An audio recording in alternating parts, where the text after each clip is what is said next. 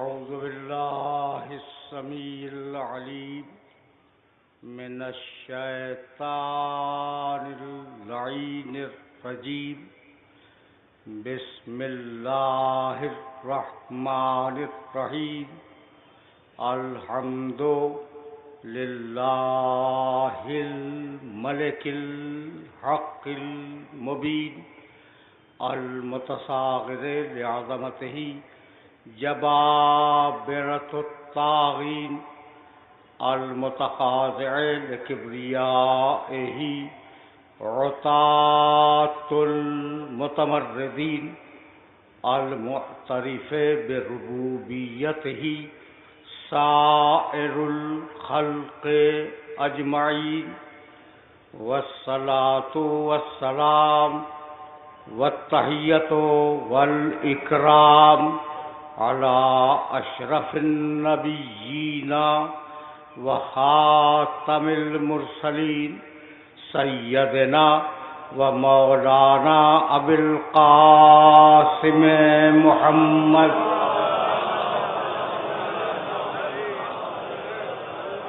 وأهل بيته الطيبين الطاهرين المعصومين المظلومين أما بعد فقد قال الله سبحانه وتعالى في محكم كتابه المبين بسم الله الرحمن الرحيم سبح اسم ربك الأعلى الذي خلق فسوى والذي قدر فهدى والذي أخرج المرعى فجعله غثاء أحوى صلوات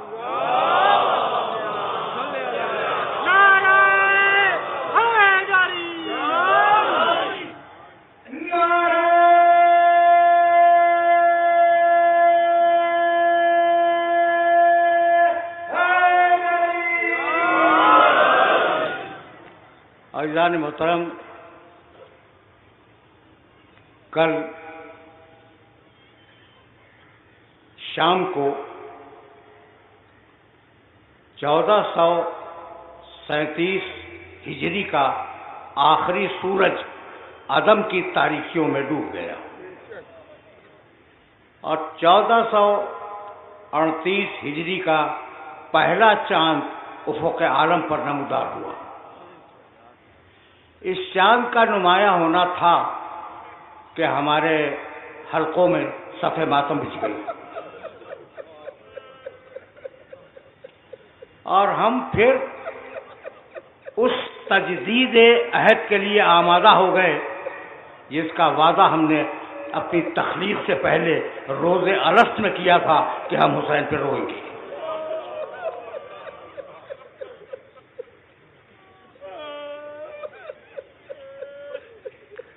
یہ دنیا والوں کو معلوم ہونا چاہیے کہ ہمارا موسم اذا شروع ہوا اور ہم اپنے ہجری سال کا آغاز غم سے کرتے ہیں، خوشی سے نہیں کرتے۔ اور ہمارا فلسفہ یہ ہے کہ اگر نبی کے بیٹے کے بچنے پر عید قرباں ہو سکتی ہے تو نبی کے بیٹے کے شہید ہونے پر غم کیوں نہیں منایا جا سکتا؟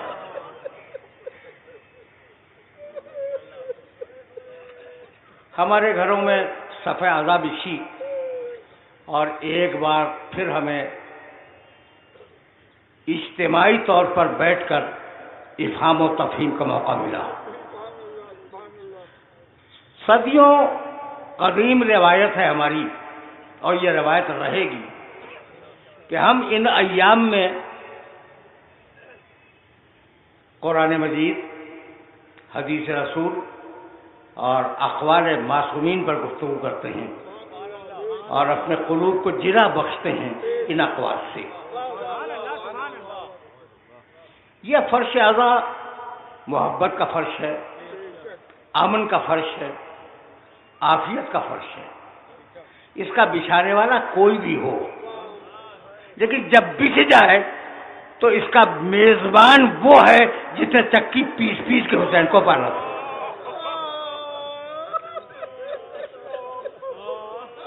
یہ سچ بات ہے. وہ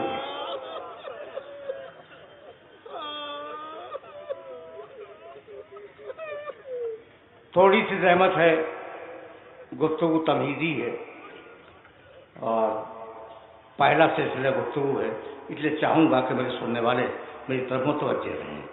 یہ محبتوں کا فرش، یہ امن و عافیت کا فرش، اس پر ہر ایک کو دعوت دی جاتی ہے کہ وہ آئے اور علوم آل محمد سے استفادہ کریں. اگر ایک طرف یہ محبتوں کا فرش ہے تو دوسری طرف یہ مظلومیت کے اعلان کا بھی فرش ہے. مظلومیت کے اعلان کا بھی فرش ہے. میں کیسے اپنے سننے والوں کی خدمت میں عرض کروں؟ یہ ایک پیغام ہے اور اس پیغام کو اپنے ذہنوں کے اندر محفوظ کر لینا کہ کربلا کے میدان میں پیاس کی کیا شدت تھی تمہیں معلوم ہے، سب کو معلوم ہے. حسین پیاسے، حسین کے سارے ساتھی پیاسے، حسین کے چھوٹے چھوٹے بچے پیاسے. لیکن خدا کی قسم اس بات کو یاد رکھنا کہ بچوں نے پانی کا تو مطالبہ کیا ہے، بھوک کے لیے غذا کا مطالبہ نہیں کیا. بچے جتنے پیاسے تھے اتنے ہی بھوکے بھی تھے. کبھی تم نے غور کیا کہ کسی بچے نے کھانا مانگ لیا ہو؟ بچے نے پانی تو مانگا ہے، سکینہ نے بھی پانی مانگا، اصغر نے اپنی سوکھی زبان دکھلائی، لیکن کھانے کا مطالبہ کسی نے نہیں کیا. پانی کا مطالبہ انسان کا بنیادی حق ہے.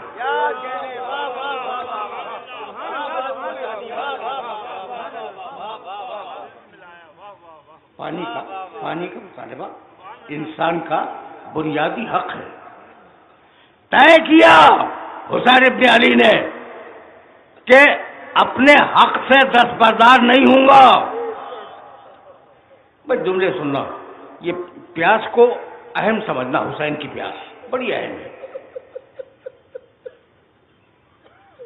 جب حسین ابن علی سید سجاد کے پاس آخری وصیت کے لیے آئے ہیں تو کہا بیٹے میرے مدینہ واپس جانے کے بعد میرے چاہنے والوں کو میرا سلام پہنچا دینا. اور اس کے بعد 4 مصرے پڑھے حسین نے. لیتکم فی یوم عاشورا جمیعا تذکرونی، اے میرے چاہنے والوں، اے میرے چاہنے والوں، کاش تم عاشور کے دن میرے سامنے ہوتے اور تم دیکھتے کیفا استسقی لطفل فابوا یرحمونی، کہ کیسے میں نے چھوٹے بچے کے لیے پانی مانگا اور کیسے جواب میں تیر ستم آیا. ان سمعتم بغریب او قتیل فاندبونی، اور میرے چاہنے والوں اگر کسی کا ذکر آ جائے کہ فلاں شخص غربت میں مارا گیا تو پہلے مجھ پہ گریا کرنا، بعد میں اس پہ گریا کرنا.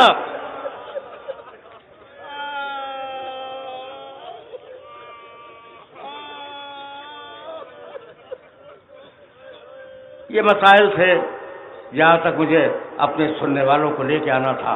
یہ پیاس اتنی شدید تھی کہ جب ذوالجناح پلٹ کے آیا ہے نا خیمے کے دروازے پر، تو شہزادی سکینہ انتظار میں کھڑی تھی. ذوالجناح کے گلے میں باہیں ڈال دی اور صرف ایک جملہ کہا، یا ذوالجناح السقیا ابھی ام قتل اچانا. ذوالجناح بس اتنا بتلا دے کہ میرا بابا پیاسا مارا گیا یا پانی مل گیا تھا.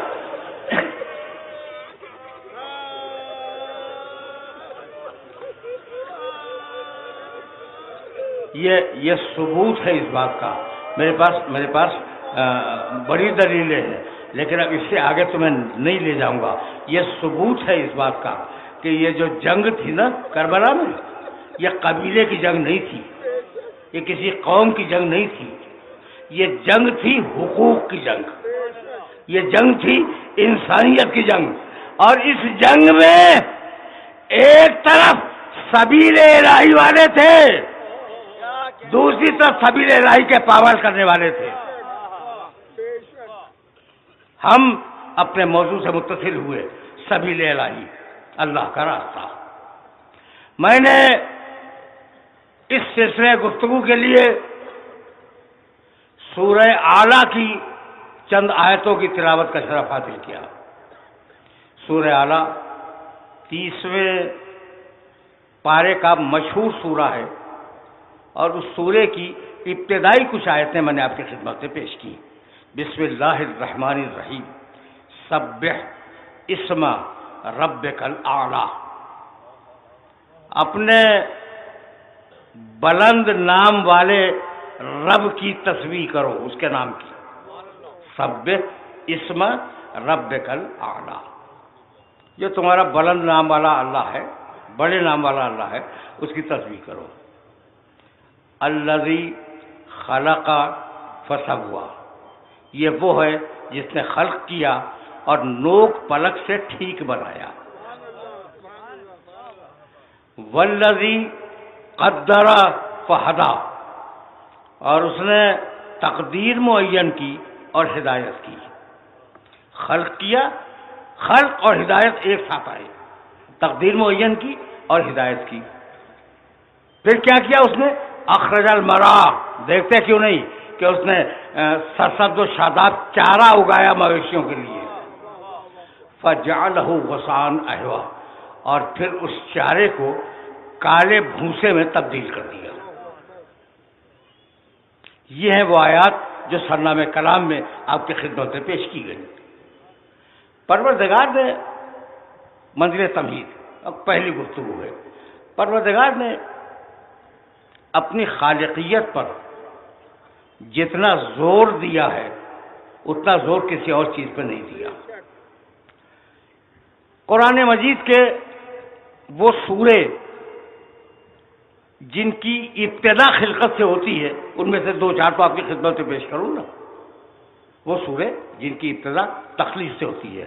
بسم اللہ الرحمن الرحیم، اقرأ بسم ربک الذی خلق، خلق الانسان من علق، پڑھو اپنے رب کے نام سے جس نے خلق کیا، انسان کو جمع ہوئے خون سے خلق کیا۔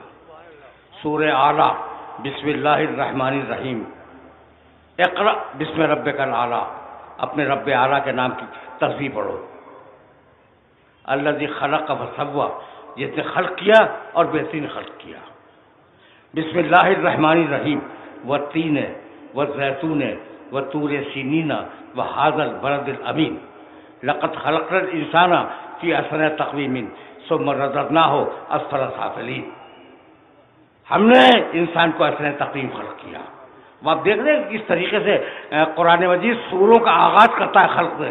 بسم اللہ الرحمن الرحیم، هل اتى علی الانسان حین من الدہر لم یکن شیئا مذکورا انا خلقنا الانسان من نطفۃ امشاج نبتلیہ، ہم نے انسان کو خلق کیا ملے ہوئے پانی سے، نبتلی، ہم اس کا امتحان لینا چاہتے تھے۔ فجعلناہ سمیعا بصیرا، ہم نے انسان کو قوت سماعت بھی دی اور ہم نے انسان کو قوت بصارت بھی دی۔ سورہ انفطار، یا ایھا الانسان ما غرک بربک الکریم الذی خلقک فسواک فعدلک فی ای صورۃ ما شاء رکبک۔ میں بہت زیادہ ٹیکس نہیں ڈالنا چاہتا اپنے نوجوان سننے والوں کے ذہنوں کے اوپر، لیکن مجبوریاں تھیں کہ ان آیات کو پیش کرنا تھا۔ اے انسان، تو اپنے رب کریم سے کیوں ہٹ گیا ہے؟ یہ تیرا رب کریم وہی ہے جس نے تجھے خلق کیا، سوا کا نوک پلک سے درست بنایا، فعدلک، تیرے عناصر میں عدل قائم کیا، فی ای صورت ما شاء رکبک، اور جیسا چاہا ویسی شکل دے کر تجھے دنیا میں بھیج دیا۔ محمد وآل محمد سلمان۔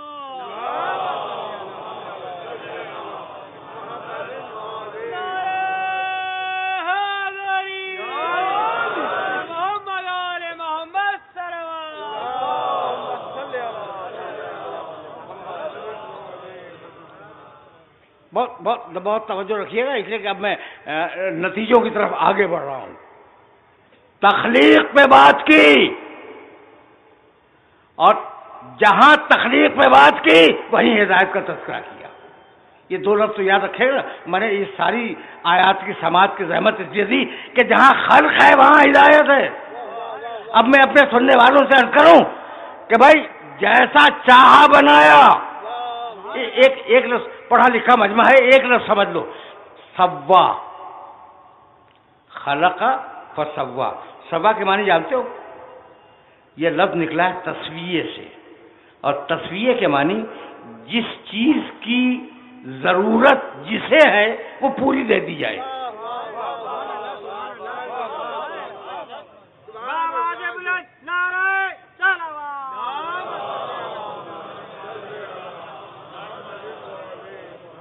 بہت توجہ رکھنا. فَإِذَا سَوَّيْتُهُ وَنَفَخْتُ فِيهِ مِن روحی.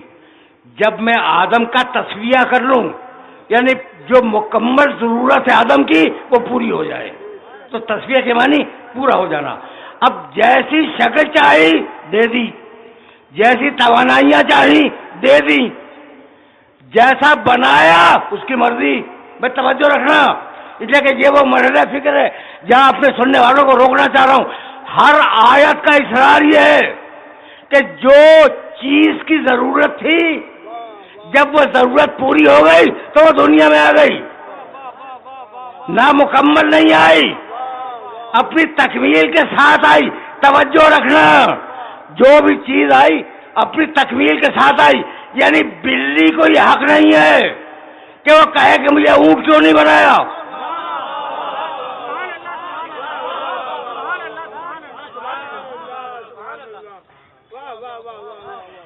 یہ بات واضح ہو رہی ہے. نظام خلق پہ بات کر رہا ہوں میں. بلی کو یہ حق نہیں ہے کہ وہ یہ کہے کہ مجھے اونٹ کیوں نہیں بنا دیا، اور اونٹ کو یہ حق نہیں ہے کہ وہ کہے کہ مجھے بلی کیوں نہیں بنا دیا. بھائی جتنی ضرورت جس کو تھی اور جس چیز کی تھی وہ مکمل طریقے سے دے دی. تو جب نظام خلق اور نظام ہدایت ایک ساتھ ہیں تو اگر خلق میں آپ کو ٹانگ اڑانے کی ضرورت نہیں ہے.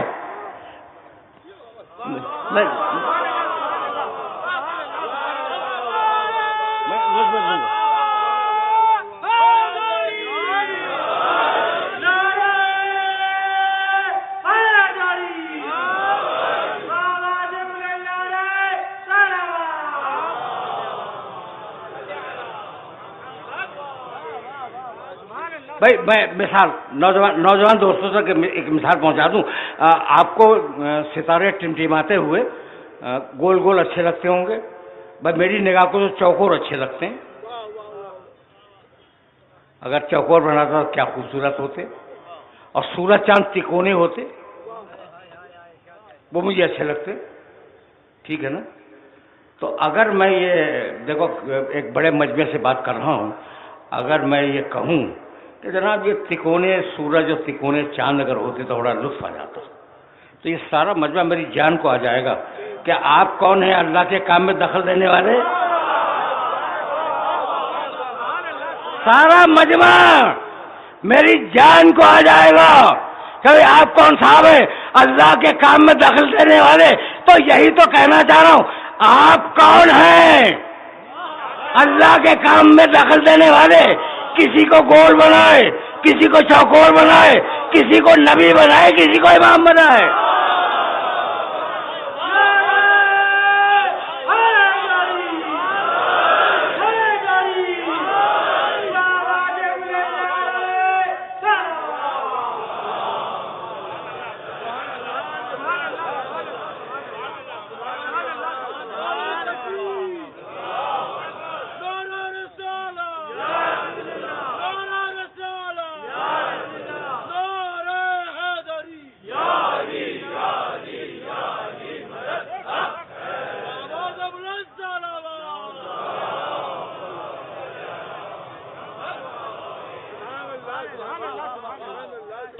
فکر اسی مقام سے آگے بڑھ جائے گی. بھائی خالق وہ، ہدایت کرنے والا وہ. یہ ذہن میں رکھو گے نا، یہ دونوں جملے اپنے ذہن کے اندر محفوظ رکھ لینا. سبح اسم ربک الاعلی الذی خلق وسوی والذی قدر فہدی. یہاں خلق ہے، وہیں ہدایت ہے. اور اب میں خلق کو ہدایت سے جوڑنے جا رہا ہوں. عجیب بات ہے، پوری آیت بھی نہیں پڑھوں گا، دامن وقت میں اتنی گنجائش بھی نہیں. سورہ حج 22واں سورہ قرآن کا. وہ لوگ جو خدا سے ہٹ کے کسی اور کو پکارتے ہیں، تمہیں معلوم ہے کہ ان کا حشر کیا ہوتا ہے؟ یہ ایسے لوگ ہیں کہ قیامت تک ایک مکھی بھی نہیں بنا سکتے.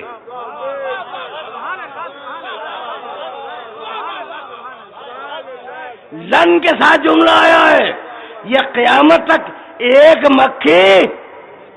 قرآن کا چیلنج ہے بھائی، کلوننگ کرتے رہو، مکھی بنا کے دکھاؤ.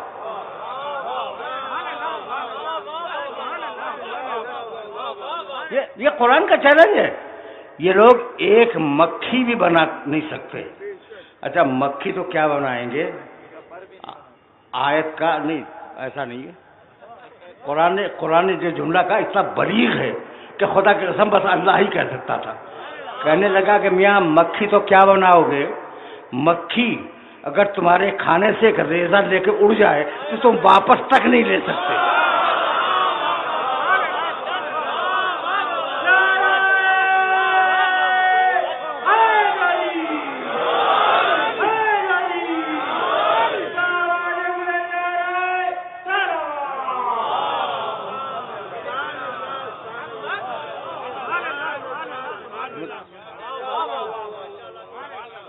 ضعف الطالب بل مطلوب، کیا سمجھتے ہیں یہ؟ اچھا اب حالت تو یہ ہے اپنی توانائی کی، اپنی کمزوری کی حالت تو یہ ہے کہ مکھی نہیں بنا سکتے. اور گھمنڈ ایسا ہے کہ ستاروں پہ کمندے ڈال رہے ہیں. خلائی سفینے روانہ کر دی فضاؤں کے اندر اور نہ معلوم کتنی دور تک پہنچ گئے. بھائی یہ تو ایسے ہیں مکھی نہ بنا سکیں، لیکن اگر چھوٹا سا عہدہ مل جائے تو پھولے نہیں سماتے. یہ جو تمہارا معاشرہ ہے، اگر چھوٹا سا عہدہ مل جائے تو پھولے نہیں سماتے. چھوٹے چھوٹے عہدوں پہ مر جاتے ہیں، چھوٹی چھوٹی حیثیتوں پہ بک جاتے ہیں. اور تم سے بہتر کون سمجھے گا ان بکنے والوں کو؟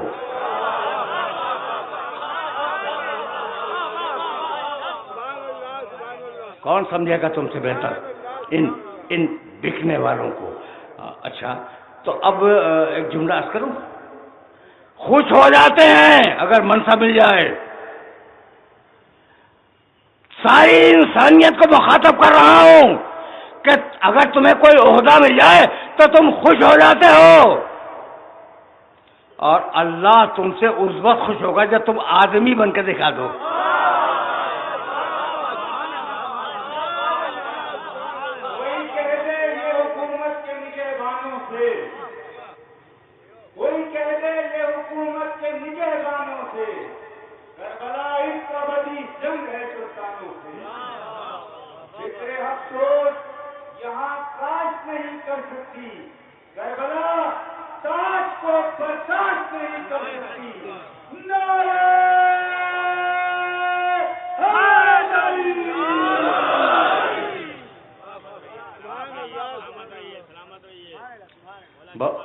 بہت توجہ رہے، تمہیدی گفتگو ہے، اور اگلی تقریروں کے لیے اپنے ماحول کو استوار کر رہا ہوں میں، تاکہ سلسلہ فکر اسی مقام سے آگے بڑھ سکے.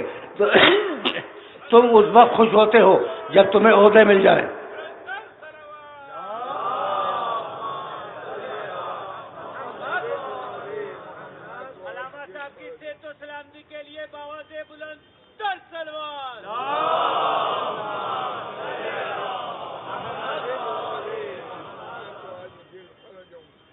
میں نے جملہ کیا کہا؟ میں نے یہ کہا کہ اللہ اس وقت تم سے خوش ہوگا جب تم آدمی بن کے دکھلا دو. یہ پوری کائنات خلق کی ہے تمہارے لیے. اب یہ خلاصہ دے رہا ہوں میں ایک جملے میں، آدھے گھنٹے کی تقریر کا خلاصہ تمہاری خدمت میں پیش کر رہا ہوں. یہ پوری کائنات خلق کی تمہارے لیے، بھائی سورج چمکتا ہے تمہارے لیے. آیتیں پڑھوں گا تو بڑا صرف ہوگا, میری بات پہ اعتبار کر لو. یہ ٹکڑے پڑھ رہا ہوں آیت کے, یعنی ترجمے.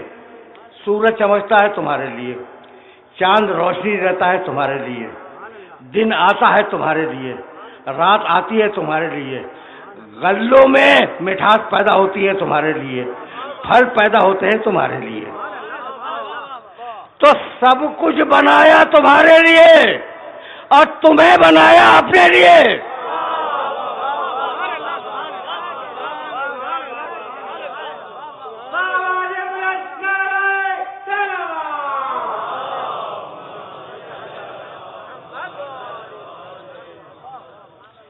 سب کچھ بنایا تمہارے لیے اور تمہیں بنایا اپنے لیے. تو اس کے بن جاؤ, اس کے بن جاؤ تو گویا تم نے مقصد تخلیق کو پورا کر دیا. اس کے جیسا بننے کے لیے, دیکھو یہ جیسا لفظ میں نے جان بوجھ کے استعمال کیا ہے, اور کبھی اس کی وضاحت کروں گا آج یا اگلی تقریروں میں. اس کے جیسا بننے کے لیے کچھ ایسے نمونے درکار ہیں جو ہمارے سامنے ہو تو ہم ان کو دیکھ کر اس کے جیسے بنے.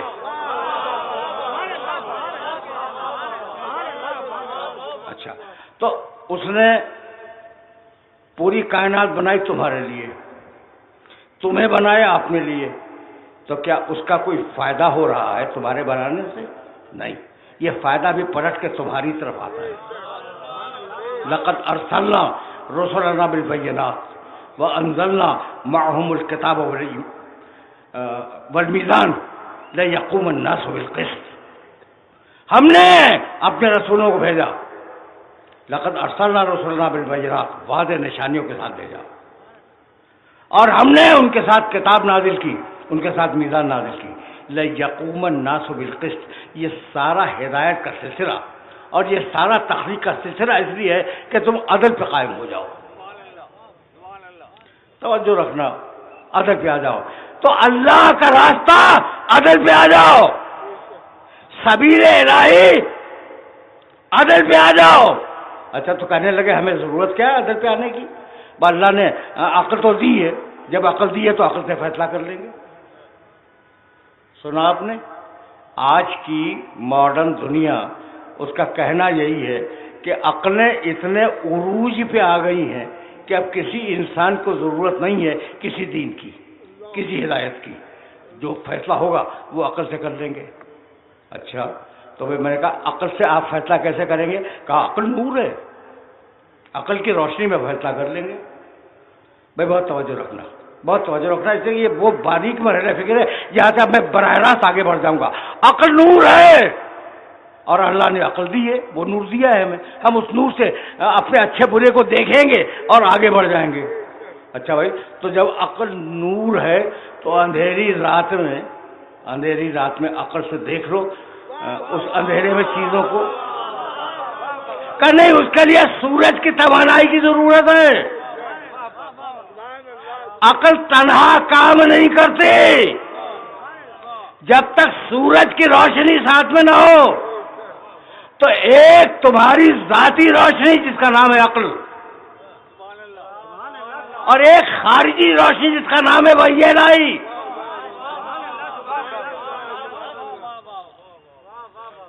تسلیم کر لیا آپ نے اس بات کو قبول کر لیا نا کہ ایک ذاتی روشنی ہے جو عقل ہے, اور ایک خارجی روشنی ہے وحی الہی جو انسان کو کی عقل کو ہدایت کرتی ہے, انسان کی عقل کو روشنی دکھلاتی ہے. اس کا نام ہے وحی الہی. بس یہاں تک مجھے لانا تھا, اور میں اپنے سننے والوں کو یہاں تک لے کے آ گیا, اور آج کی منزل تمہید بھی تمام ہوئی, اور سلسلہ فکر اب اس مقام سے آگے بڑھ جائے گا. وحی الہی عرض کروں, ابھی عرض کر رہا تھا, اب ایک آیت اور سنتے جاؤ. ان علینا, سورہ واللیل کی آیت ہے, بہت چھوٹی سی. ان علینا للہدی, ہماری ذمہ داری ہے کہ ہم ہدایت کریں. اللہ کہتا ہے ان علینا, ہم پر واجب ہے کہ ہم ہدایت کریں. کبھی تشریف لائے سولجر بازار میں ہدایت کرنے کے لیے؟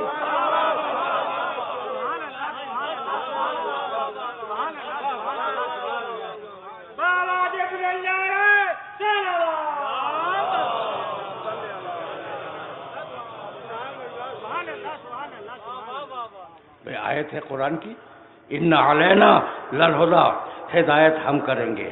اب میں اپنے دعوے کی دلیل پیش کر رہا ہوں۔ اچھا بھائی مالک ہدایت تو کرے گا، بہرحال سولجر بازار میں تو نہیں آیا، کیا بندر روڈ پہ آیا؟ پوری دنیا متفق ہے کہ آیا نہیں، کہیں نہیں آیا ہدایت کرنے کے لیے، اور پوری دنیا متفق ہے، پورے مسلمان، کہ یہ آیت تو قرآن میں موجود ہے کہ ہدایت ہم کریں گے۔ تو اب یا تو کنٹراڈکشن مان لو، اور یا پھر مانو کہ جو بھی اس کی طرف سے ہدایت کرنے کے لیے آئے اس کا عمل اللہ کا عمل ہے۔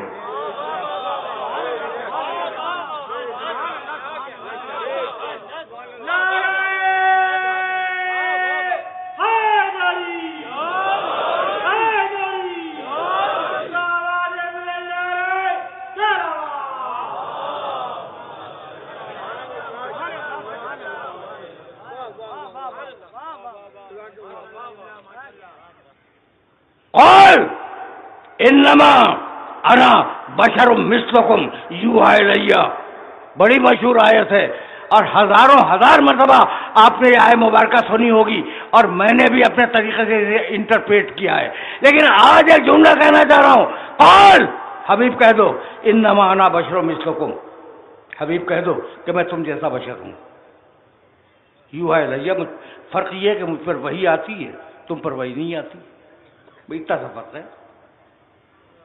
بھائی سوتا رسول بھی ہے، سوتے آپ بھی، جاگتا رسول بھی ہے، جاگتے آپ بھی، کھاتا رسول بھی ہے، کھاتے آپ بھی، رسول میں بھی پیدائش اولاد کی خواہش ہے، آپ میں بھی پیدائش اولاد کی خواہش ہے، تو جو کچھ رسول میں ہے وہ آپ میں ہے، جو کچھ آپ میں ہے وہ رسول میں، فرق ایک اضافے کا ہے، وہ ہے وحی الہی۔ اس بنیاد پہ کہا گیا کہ رسول ہم جیسا،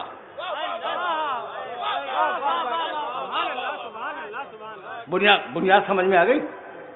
اس بنیاد پہ کہا گیا کہ رسول ہم جیسا، کھاتا رسول بھی ہے، کھاتے ہم بھی ہیں، پیتا رسول بھی ہے، پیتے ہم بھی ہیں، جاگتا رسول بھی ہے، جاگتے ہم بھی ہیں، سوتا رسول بھی ہے، سوتے ہم بھی ہیں۔ تو چونکہ چیزیں مشترک ہیں اس لیے رسول ہم جیسا اور ہم رسول جیسے۔ سن لیا نا؟ تم نے بات سن لی؟ اچھا اب ایک مجھے معاف کر دینا، میں ممبر کی شائستگی کا بڑا خیال رکھتا ہوں، لیکن جی چاہتا ہے کہ کھاتا اونٹ بھی ہے، کھاتے آپ بھی ہیں۔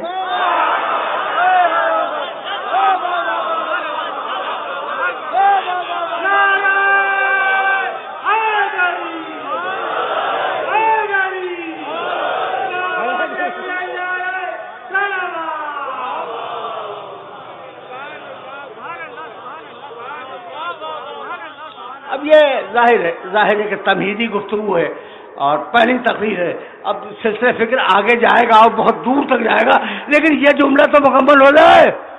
اب میں نے گھوڑے کا نام نہیں لیا، بھینس کا نام نہیں لیا، چونکہ مقدس جانور ہے عرب کا۔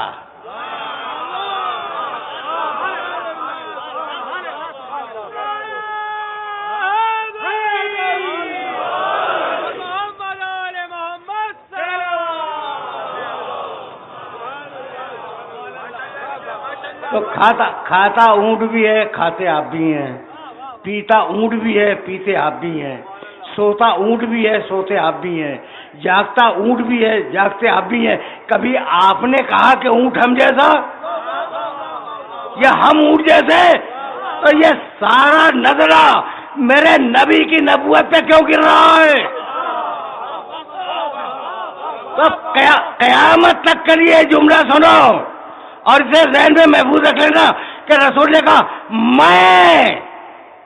میں تم جیسا بشر ہوں، میں تم جیسا بشر ہوں۔ اتنا آسان کروں گا کہ نوجوان دوست آج سے اس بحث کو چھوڑ دیں گے۔ کیا کہا؟ انما، آیت سے انکار نہیں ہے، آیت تو ہے، انما انا بشر مثلکم، میں تم جیسا انسان ہوں، لیکن یہ تو نہیں کہا کہ تم بھی مجھ جیسے ہو۔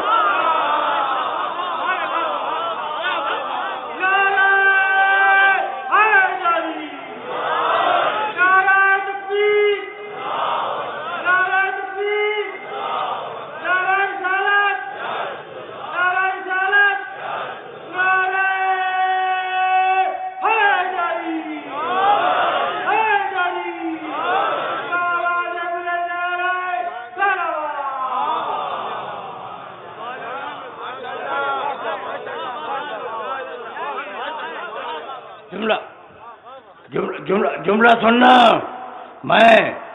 میں تم جیسا بشر ہوں. یہ تو نہیں کہا کہ تم بھی مجھ جیسے ہو. میں نے آج سے 17 سال پہلے اسی ممبر سے ایک جملہ کہا تھا. پتہ نہیں اشرف عباس صاحب کو یاد بھی ہے یا نہیں, اور سن بھی رہے ہیں یا نہیں. اب نظر پڑی میری ان کے اوپر. میں آپ نے وقت سے پہلے آج سلام پڑھ دیا. کہاں ہے؟ تو کل سے اس کو آپ صحیح کر لیجئے گا. بس بات ختم ہو گئی. تو اب انہیں کا بات کر رہا ہوں. ان کا حافظہ بہت مضبوط ہے, بہت ہی قوی ہے, اور 17 سال کیا 27 سال پہلے جو میں نے پڑھا تھا وہ بتا دیں گے. میں نے ایک جملہ کہا تھا. اب مجھے معاف کر دو کہ میں اپنی تقریر سے اس جملے کو اس مستعار لے کر تمہاری خدمت میں ہدیہ کر رہا ہوں. تو کیا کہا قرآن نے کہ حبیب کہہ دے کہ تو کہہ دے حبیب کہ میں تم جیسا. یہ تو نہیں کہا کہ میں بھی تم جیسا ہوں. اور اگر پوری تاریخ اسلام میں رسول نے کسی کے لیے کہا کہ تو مجھ جیسا تو لہموں کا لہمی یا علی.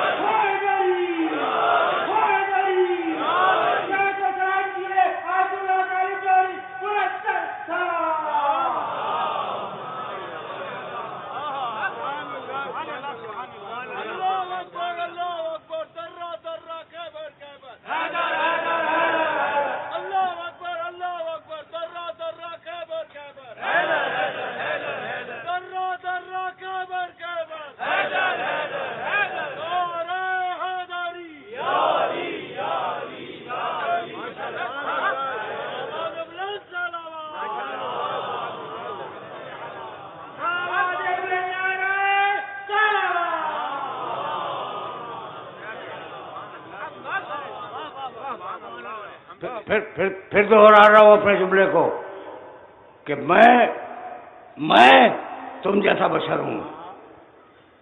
یہ نہیں کہا کہ تم بھی مجھ جیسے ہو. نہیں کہا نا. اور اگر کہا ہے تو کندھے پہ ہاتھ رکھ کے کہنے لگے لہموں کا لہمی یا علی, دموں کا دمی یا علی, عزم و عزمی. مختلف طریقوں سے روایت آئی ہے, میں ایک طریقے سے بیان کر رہا ہوں. عزم و عزمی, لحم کا لحمی یا علی, یا علی تیرا گوشت میرا گوشت. دموں کا دمی یا علی تیرا خون میرا خون. عزم کا عزمی یا علی تیری ہڈیاں میری ہڈیاں. نفس کا نفسی یا علی تیرا نفس میرا نفس. روح کا روحی یا علی تیری روح میری روح. انت منی وانا منک, میں تجھ جیسا تو مجھ جیسا.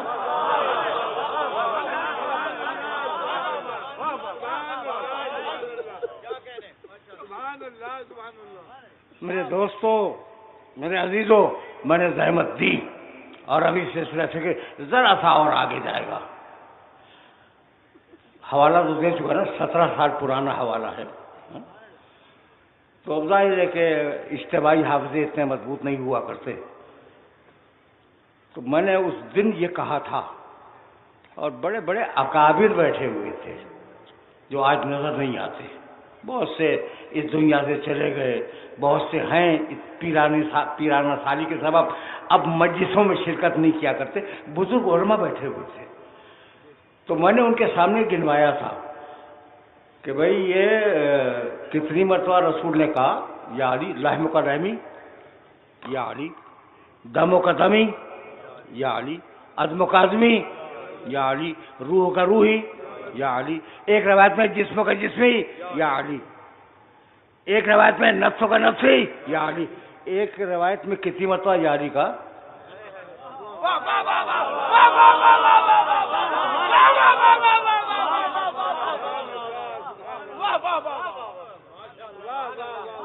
بات پہنچ گئی.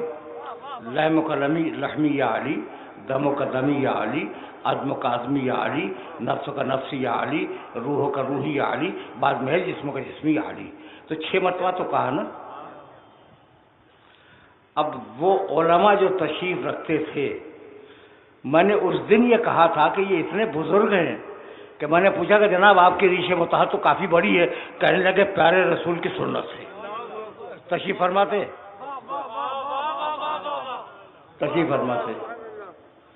پیارے رسول کی سنت ہے. اچھا، میں نے بڑے علماء دیکھے، چہرے پہ نور ہے، بڑی سی داڑھی ہے، مونچھیں ترشی ہوئی ہیں. میں کہ بھائی مونچھیں کیوں ترشی ہوئی ہیں؟ کہا پیارے رسول کی سنت ہے. اچھا، تو قبضے کے برابر داڑھی رکھنا پیارے رسول کی سنت ہے بھی. میں نے روایات میں دیکھا مونچھیں ترشوانا پیارے رسول کی سنت. بہت سے صوفیاء کرام مجھے نظر آئے، ابھی بھی ہیں، دوست ہیں، جاننے والے ہیں، زلفیں رکھتے ہیں. بھئی یہ زلفیں علماء تو سر منڈاتے ہیں، آپ زلفیں رکھتے ہیں؟ کہا یہ بھی پیارے رسول کی سنت ہے. کیا اچھا مسلمان ہے،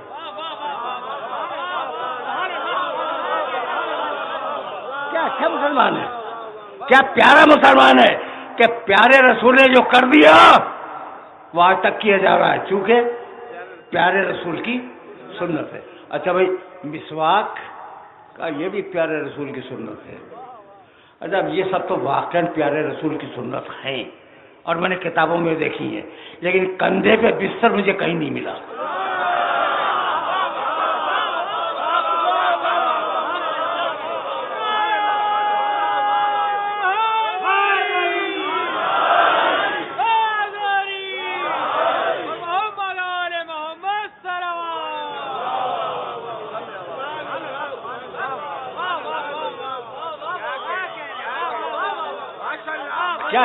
کیا اچھا مسلمان ہے کہ میرا نبی 1500 سال پہلے جو کہہ گیا یا جو کر گیا، مسلمان آج تک اس کی حفاظت کر رہا ہے. مجھے ناز ہے ایسے مسلمان پر. اب اس مسلمان سے کہتا ہوں کہ میرے نبی نے ایک حدیث میں 6 مرتبہ یا علی کہا تو مولا مان کے نہ صحیح، سنت رسولی سمجھ کے 1 مرتبہ تو کہہ دے.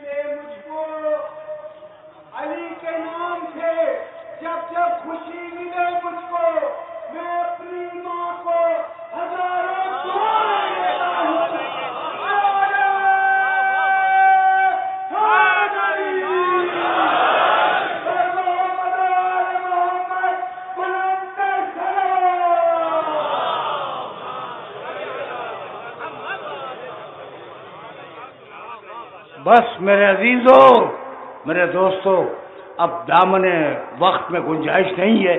آیا تھا اب میں موضوع پر، لیکن اب دامن وقت میں گنجائش نہیں ہے. انشاءاللہ اگلی تقریروں میں دیکھیں گے. لیکن ایک چونکہ پڑھا لکھا مجمع میرے سامنے بیٹھا ہے، ایک جملہ کہنا چاہ رہا ہوں. بشر تو ہو گئے نا،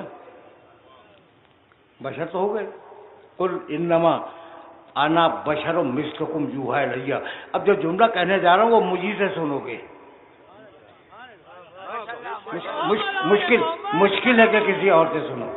اور اب بات کو سطح عمومی سے ذرا سا بلند کر رہا ہوں, اور اب دامن وسط میں گنجائش نہیں ہے, ہم دامن مغرب سے قریب ہوتے جا رہے ہیں. لیکن جو جملہ کہنے جا رہا ہوں وہ سن لینا. بھائی دنیا کا سب سے پہلا بشر کون ہے؟ آدم علیہ السلام. ظاہر اس پہ تو کوئی اختلاف ہی نہیں ہے کہ انی خالق بشرا من طین, اے فرشتوں میں مٹی سے ایک بشر پیدا کرنے والا ہوں. فاذا سویتہ ونفخت فیہ من روحی فقعوا لہ ساجدین, جب میں اسے نوک پلک سے ٹھیک بنا لوں, ضرورت کے مطابق ہر چیز مکمل کر دوں, تو تم سب اسے سجدہ کرنا. تو بشر کب آیا؟ تخلیق آدم سے بشریت کا آغاز ہے. دیکھیں میں بات کو آسان ہے, بات مشکل نہیں ہے, لیکن چاہ رہا ہوں کہ اب یہ ہمیشہ کے لیے نوٹ کر کے ذہن میں رکھیے گا تاکہ یہ مسئلہ ہی ختم ہو جائے. تو بشریت کب سے شروع ہوئی؟ آدم سے. آدم سے پہلے بشر تو نہیں تھے. آدم سے پہلے بشر تو نہیں تھے. کچھ بھی ہو, جنات ہوں, فرشتے ہوں, جو بھی ہوں, بشر نہیں تھے. جی کوئی آواز آئی؟ آواز بلند آ رہے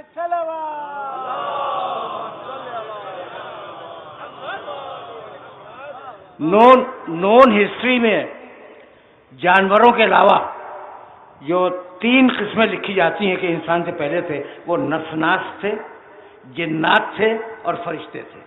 بشر نہیں تھا.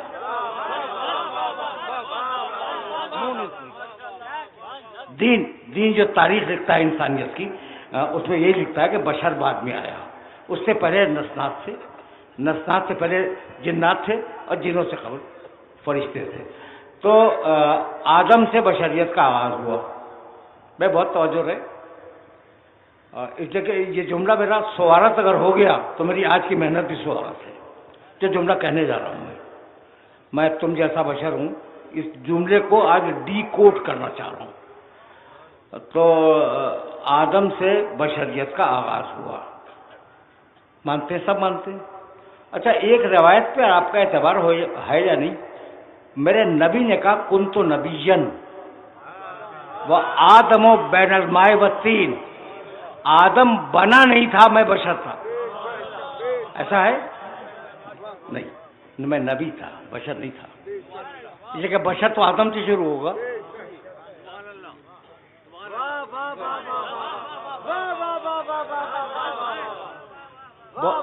بہت عجیب بات میں نے کہہ دی کہ بشر شروع ہوگا آدم سے, اب میرا نبی کہتا کن تو نبیان, بشر نہیں, میں نبی تھا.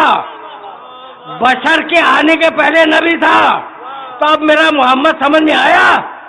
بھائی عجیب برے فکر یہ کہ میرا محمد بشر کو نبی بنا کے نہیں بھیجا گیا, نبی کو بشر بنا کے بھیجا گیا.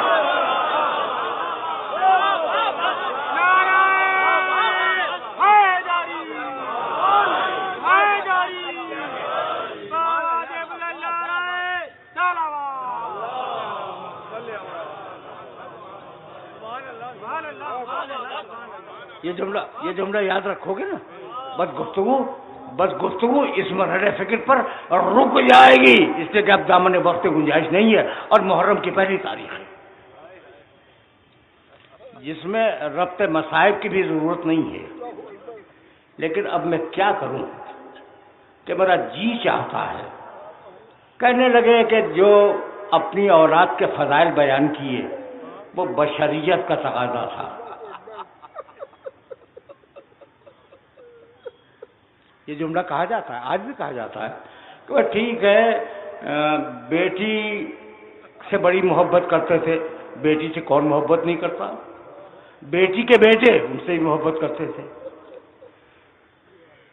تو بشریت کا تقاضا تھا. اچھا تو بشریت کا تقاضا تھا, تو بشریت کے تقاضے کو تو گھر میں ہونا چاہیے نا. بشریت کا جو تقاضا ہوگا وہ گھر کے اندر ہوگا, باہر تو نہیں ہوگا. رسول بشریت کے تقاضے کو, اپنی بشریت کے تقاضے کو مسجد میں تو نہیں پورا کریں گے. میں نے پوچھا کہ اچھا بھائی تو بشر کہاں ہوتا ہے؟ کہا گھر میں بشر ہے، نبی گھر میں بشر ہے، ٹھیک ہے۔ اور جب مسجد میں آیا نبی ہے، اس کا ہر حکم واجب الاطاعت ہے۔ اچھا میں نے کہا اور مسجد کے علاوہ کا ممبر پہ ہے، اس کا ہر حکم نبوت کا حکم ہے۔ میں نے کہا اور کہہ لگا میدان جنگ، مسجد، ممبر، میدان جنگ، یہاں جو کرے وہ نبوت ہے، اور گھر میں جو کرے وہ مان لو کہ بشریت ہے۔ میں نہیں مانتا، لیکن فی الحال تمہاری بات کو ماننے لیتا ہوں، جو گھر میں کرے وہ بشریت ہے، جو ممبر سے کرے وہ نبوت ہے، جو مسجد میں کرے وہ نبوت ہے، جو میدان جنگ میں کرے وہ نبوت ہے۔ اب مجھے اتنا بتلا دو کہ فاطمہ کے لیے گھر میں کھڑے ہوئے یا مسجد میں؟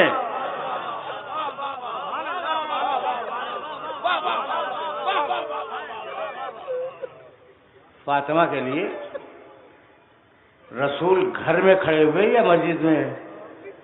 اور حسنین کے لیے ناقہ جو بنے تو گھر کے اندر یا مسجد میں؟ اور علی کو جو مولا بنایا وہ گھر کی چھت سے یا غدیر کے ممبر سے؟ اس کا مطلب یہ ہے کہ تم نے فضائل آل محمد کو چھپانے کے لیے یہ فرق کیا کہ بشریت یہ ہے اور نبوت یہ ہے۔ ہمارے یہاں پارٹ ٹائم رسول کا کوئی تصور نہیں ہے۔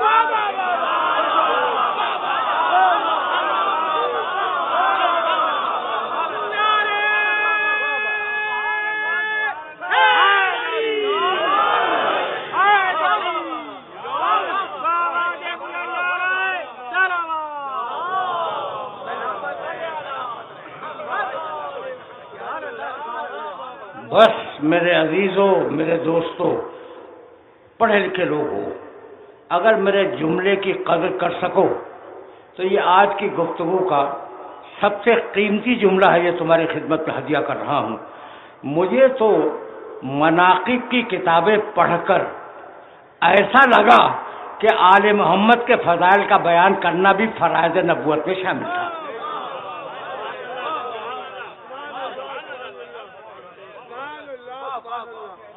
علی کے فضائل بیان کرو، سیدہ کے فضائل بیان کرو، حسن کے فضائل بیان کرو، حسین کے فضائل بیان کرو۔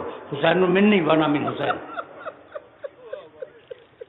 ان الحسین مصباح الہدی و سفینۃ النجات، رسول کے جملے ہیں۔ حسین ہدایت کا چراغ ہے، نجات کا سفینہ ہے۔ اور ایک جملہ تو پیغمبر اکرم نے عجیب کہا، کہنے لگے کہ ان لقتل الحسین حرارۃ لا تبرد ابدا، حسین کے قتل کے بعد ایک ایسا جوش پیدا ہوگا جو کبھی ٹھنڈا نہیں ہوگا۔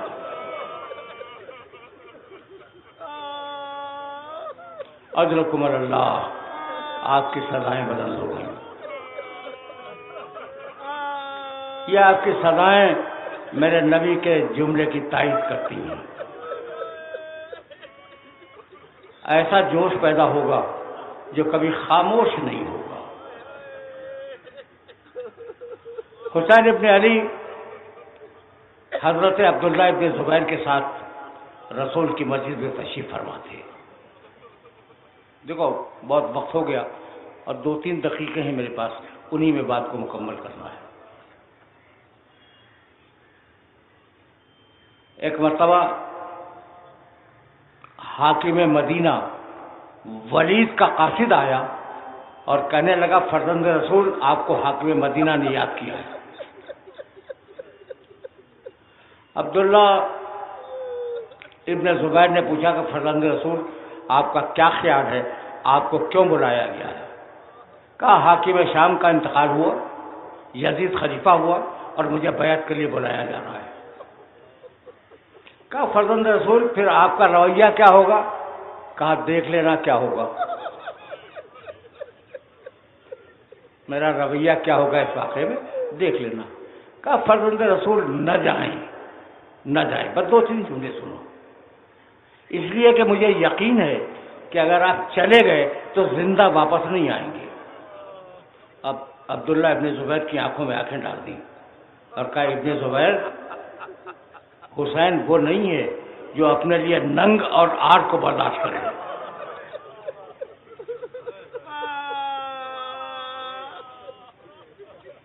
قاصد کو کہا کچھ دیر میں آتا ہوں۔ حرم رسول کی زیارت سے فارغ ہوئے، گھر آئے، عباس کو بلایا، کہا بھیا حکیم مدینہ کے دربار میں جانا ہے، بنی ہاشم کے جوانوں کو جمع کر لو۔ بنی ہاشم کے جوان جمع ہوئے، حسین آئے، ولید نے حسین کی شکل دیکھی، کھڑے ہو کر احترام کیا اور کہنے لگا فرزند رسول انا للہ و انا الیہ راجعون۔ کہا کیا چاہتے ہو؟ کہا مصلحت تو یہ ہے کہ آپ یزید کی بیعت کر لیں۔ فرمانے لگے ان البیعۃ لا تکون سرا، حسین کا جملہ، یہ رات کی بیعت کا فائدہ کیا ہے؟ صبح ہونے دو اور جب سورج نکل آئے تو اللہ اعلان دیکھیں گے کہ اینا احق بالبیعۃ والخلافہ، کہ مستحق کون ہے بیعت و خلافت کا، اور اسی ہے حسین کی، مستحق کون ہے، اینا احق بالبیعۃ والخلافہ۔ یہ کہہ کے اٹھے۔ مروان بیٹھا ہوا تھا، اس نے حاکم مدینہ کو مشورہ دیا کہ اگر حسین نکل گئے تو پھر زندہ گرفتار نہیں ہوں گے، ابھی قتل کر دو۔ بھیا سن رہا تھا کہ اپنا رخ کیا مروان کی طرف اور کہنے لگے، مروان کو سرزنش کی اور کہنے لگے کہ نحن مختلف الملائکۃ وہ اہل بیت النبوہ بنا فتح اللہ و بنا ختم، ہم ہیں نبوت کے اہل بیت، ہم ہیں وہ جن کے گھروں میں فرشتے آتے جاتے رہے۔ اللہ نے ہدایت کا آغاز ہم سے کیا اور سلسلہ ہدایت کا اختتام ہم پر کرے گا۔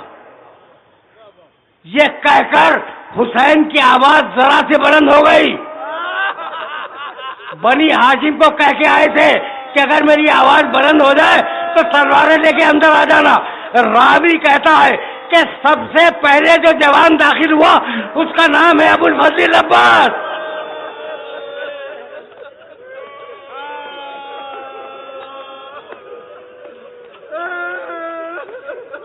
اجرکم اللہ، اجرکم اللہ۔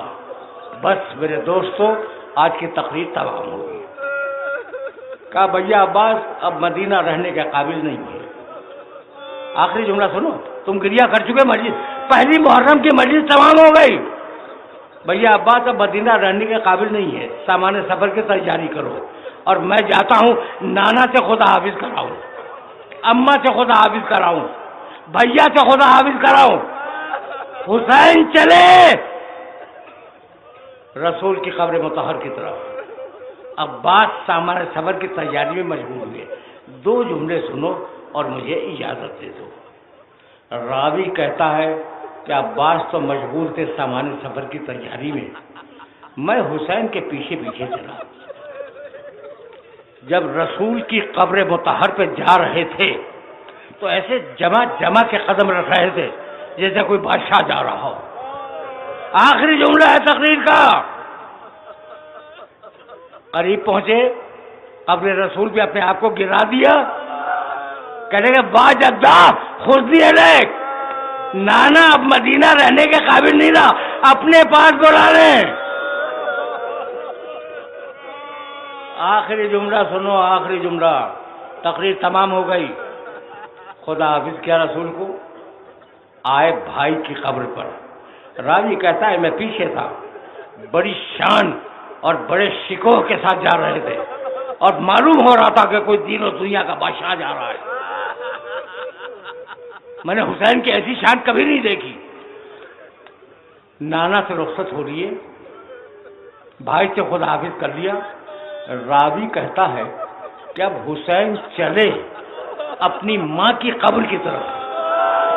میں نے اپنی آنکھوں سے دیکھا کہ جیسے چھوٹا بچہ اپنی ماں کی طرف دوڑتا ہے، بھاگتے جاتے تھے اور یہ کہتے جاتے تھے اماں میں آ گیا، اماں میرا سلام لو، اماں میں تمہاری خدمت.